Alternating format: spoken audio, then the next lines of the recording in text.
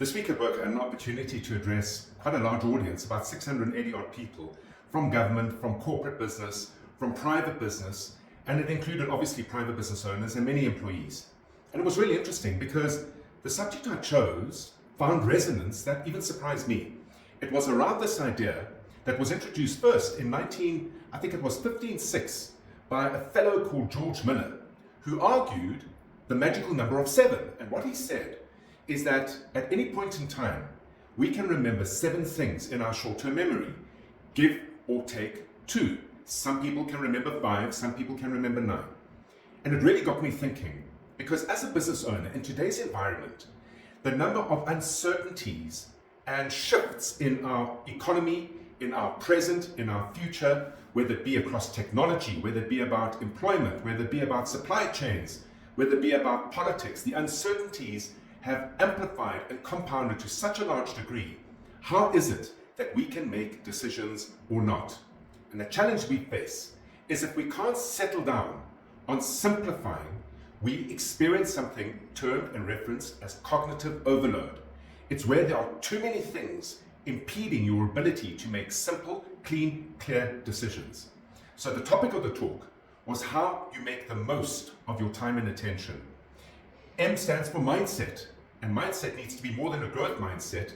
The argument, it needs to be a winning mindset, and a winning mindset means you need to have a bigger vision that transcends the present moment. Next is one objective. O stands for objective. What should the one objective be? And there is evidence to show that the moment you have more than one objective, there's a 38% drop in your intellectual capacity to focus on both. One objective has shown to absolutely yield the greater return. What should it be in a business? We fundamentally believe it should be your asset value. Next is strategy. S is strategy. As a business owner, there should only be one strategy, and be that in your efforts, in the investment, in your time and attention, you make sure you're building your business into an asset. It has 3 features to it. Number 1, it generates income. Number 2, it improves capital value.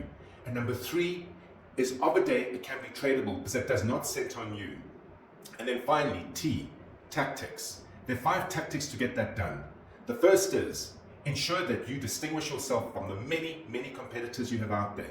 What makes you special does not lie within your product or service. It lies largely in who you choose to serve and what problem you solve for them. Next, build your entire business into a set of systems that are teachable and trainable, so that next you can have a team that run, operate, manage, and lead the systems in order to allow your time and attention to then focus on next, growth. If you're not growing, you're dying. If you're not growing, you won't attract the right team. If you're not growing, you won't attract the right customers. If you're not growing, you lose the enthusiasm of your suppliers. And then finally, V, always be sure that you are spending the majority of your time and attention focused on building your business into an asset, so it does not just become a very complicated, unsellable job. I hope you got value from that. Until next week at work.